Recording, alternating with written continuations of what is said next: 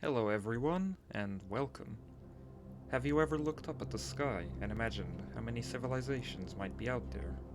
With how big the cosmos are, surely there would be life somewhere.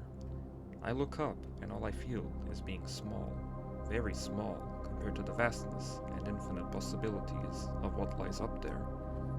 With the leaked release of free UAP videos back in 2017 by the New York Times, and eventual confirmation not long after by the United States Department of Defense in 2020 that those videos were authentic, my interest in the subject suddenly sparked.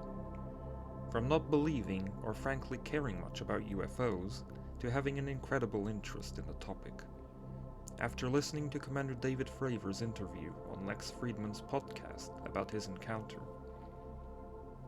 What was it those pilots saw, and why did it impress them so much? Well, it turns out this has been happening for much longer than I thought. This topic isn't anything new, with documented sightings starting at around World War II with the mysterious Foo Fighters and still ongoing to this day. Today I bring you a quick rundown on one of my favorite UAP cases I've read so far, the Socorro New Mexico incident in 1964.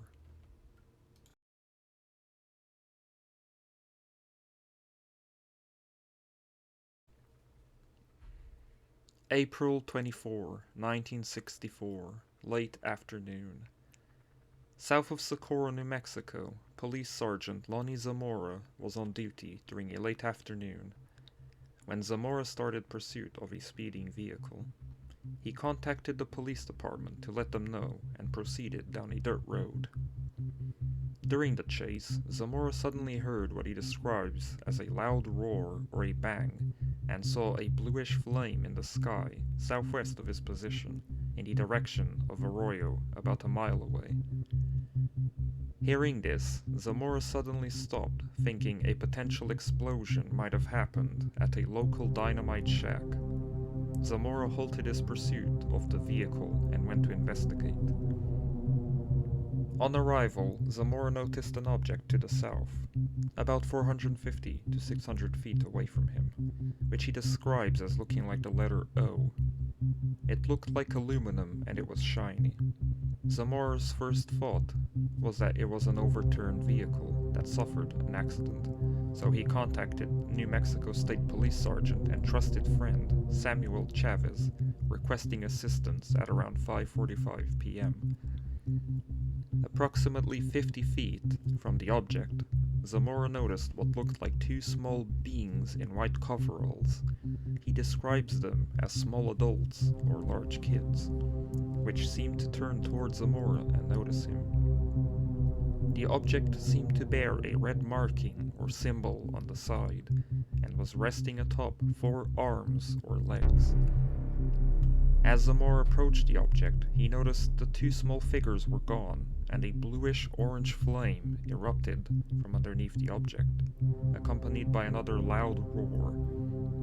Seeing this, Zamora retreated behind his police car, thinking an explosion was about to occur.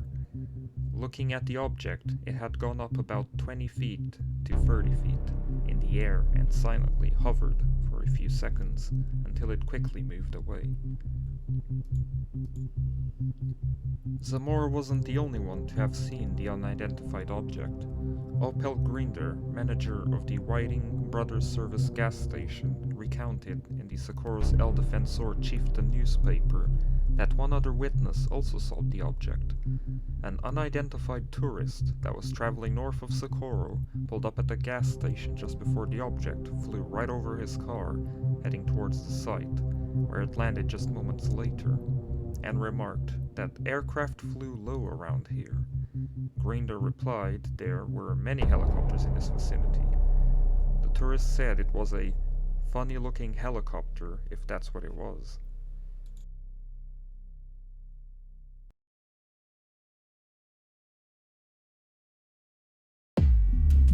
A few minutes after the sighting, his friend and colleague, Sergeant Samuel Chavez, arrived. Chavez noticed Zamora being agitated and stressed.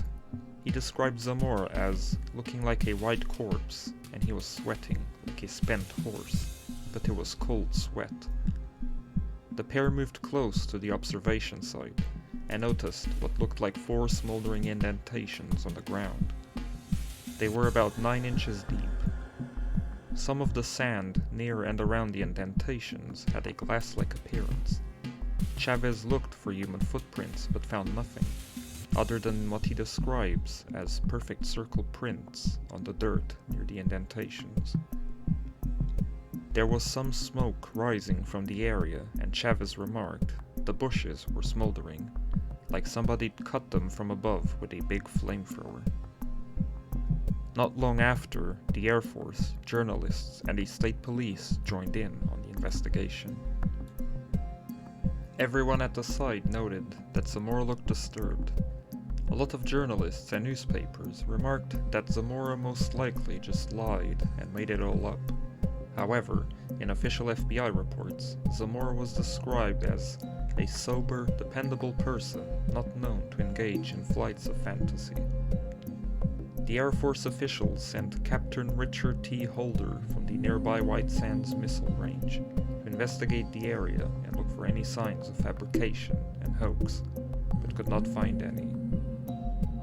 At first, Holder thought it was some test craft from the site, but quickly found out that it was something else. The Air Force, having looked into the matter, was quick to state that none of their craft was involved and had no explanation for what Zamora had seen.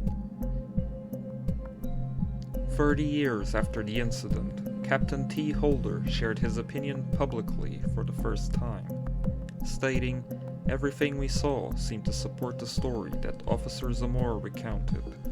My impression of talking to him was that he was mystified. He wanted an explanation.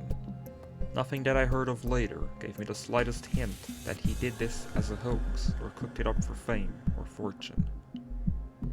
It appears the Air Force started meddling in with the investigation. At the site, State Trooper Ted Jordan was taking pictures, but the film was confiscated by the Air Force, stating they would develop the film and send him copies, but it never happened. Ted later asked for the film, but they stated that the film was no good and it had been damaged by radiation.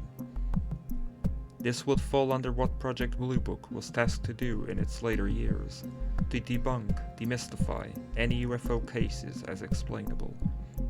Despite stating there was radiation, in official Blue Book files, it is stated that Major Connor and Sergeant Moody conducted a search of the site for radiation, but nothing was found.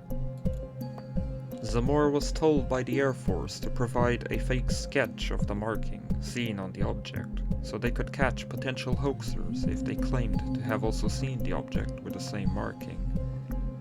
Producer and film director James Fox, famous UFO documentarian and investigator, released a picture of the real marking drawn by astrophysicist Dr. J. Allen Hynek, who worked under the Project Blue Book team investigating this case. Dr. Allen Hynek stated, "I certainly believe that Lonnie Zamora had a most interesting and significant experience, and I am particularly interested in the tracks that were left and in the analysis of the samples of material from those tracks.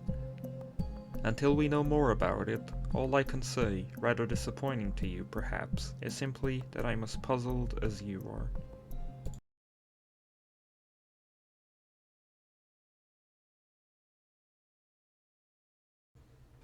Several possible explanations have come up during and following the investigation, some more likely than others, but even to this day, none seem to explain properly what Lonnie Zamora encountered that afternoon. While it is possible Zamora witnessed the testing of a classified military asset, several incongruencies arise when looking at all key details of Zamora's encounter. The location of the encounter is outside of a major United States testing ground, the White Sands Missile Range, and Socorro is almost 100 miles away from the site, making a classified military test near civilian operating areas highly unlikely to say the least. Another possible explanation was that Zamora saw testing of the experimental NASA Lunar Surveyor probe that was taking place in 1964 during the same year at the White Sands Missile Range.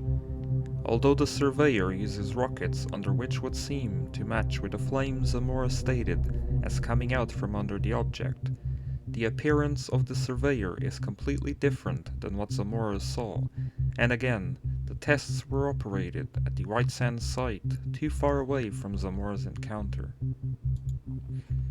Another explanation was proposed by Harvard astronomer Donald Menzel and president of the New Mexico Institute of Mining and Technology, Sterling Colgate.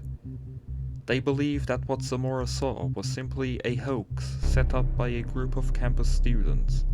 The institute did have readily available pyrotechnics and explosives that the students could have easily acquired.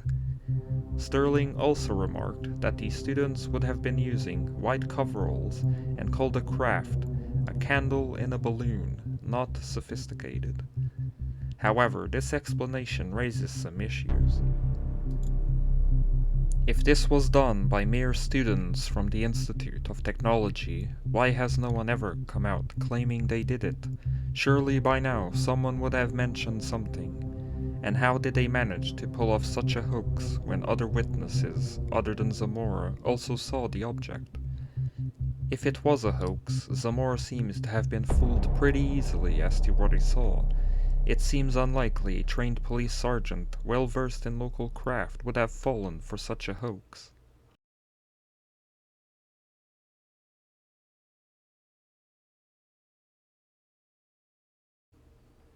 The aftermath of the sighting seems to have taken a big toll on Lonnie Zamora's health and psyche.